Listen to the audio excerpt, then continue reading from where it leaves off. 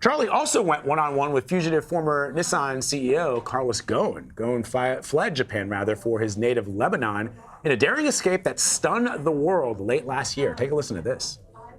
You are certainly guilty now of fleeing. You're a fugitive of justice. What's the future hold for you? I wouldn't say I'm fugitive of justice. I'm fugitive of injustice. That's the way I will put it. I don't feel bad about it because the way I've been treated and the way I was looking at the system, frankly, I don't feel any guilt. So earlier I spoke to Charlie on CBS NAM about that interview with Carlos Ghosn and the former CEO's remarkable fall from grace. He lived this lavish lifestyle. He had these apartments in Beirut, in Brazil, in Japan. He was on private jets. He had this yacht. He still has the yacht.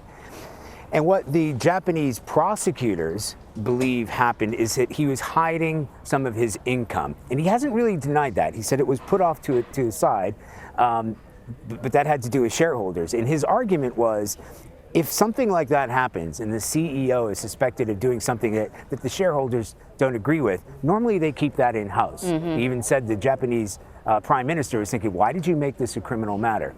He believes that he wasn't going to get a fair trial. It's worth noting in my report that Japanese prosecutors have a 99.5% hit rate, success rate for prosecuting criminals.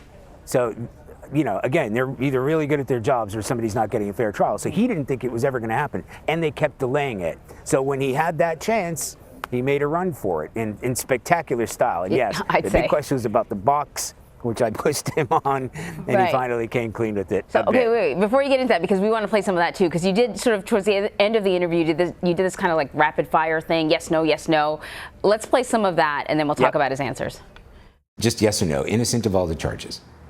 Yes. You plan the escape yourself? Yes. Were Americans involved in the escape? I'll take that as comment. No comment? Charlie D'Agata, did you ask that question for a specific reason? Well, there are so many stories about his great escape.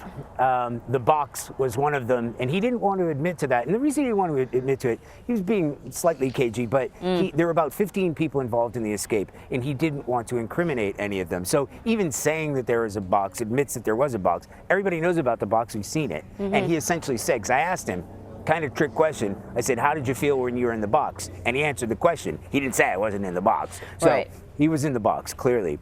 But the two Americans that were involved, I'm not going to name them because we don't have that independent reporting. But these are two people that are allegedly based in Beirut. They've had a long relationship. They, one of them, a former Green Beret, who specializes in kidnap, hostage, extraction. So would have been able to plan all of this. It cost millions of dollars. From what I understand of the plan, what we've been hearing, although Carlos Ghosn didn't want to share details, is that there were independent cells that didn't even know what was going on. For instance, as they're passing through Istanbul, there's a team there that say they had no idea that they were transporting a person. They thought they were transporting a box of musical equipment. So they can't be guilty because they had no idea, or so that's their defense. And I think that's the reason that Carlos Ghosn is being so careful. Again, he is a fugitive. He didn't deny that because he left and he was being prosecuted. So that is definitely breaking the law. The other laws that he's suspected or alleged to have broken, he says he's happy to stand trial and face the music, bad expression, either in Lebanon or he suggested possibly France. But for the time being, Interpol has got this red warning issued against not only him, but his wife. And the Lebanese authorities, although they say he came in perfectly legit with a passport, walking out of the plane like any other passenger. So he arrived, they have no beef with him. But because of Japan's concern, they've issued a no travel on him. He's fine. I mean, he's Lebanese. He grew up in Lebanon. He's got this huge mansion. You know, for the time being, he wants to clear his name. That's going to be difficult because I don't know where you're going to, practically speaking, I don't know where the parameters go for that. The Japanese aren't going to be happy until they're able to try him on their own soil.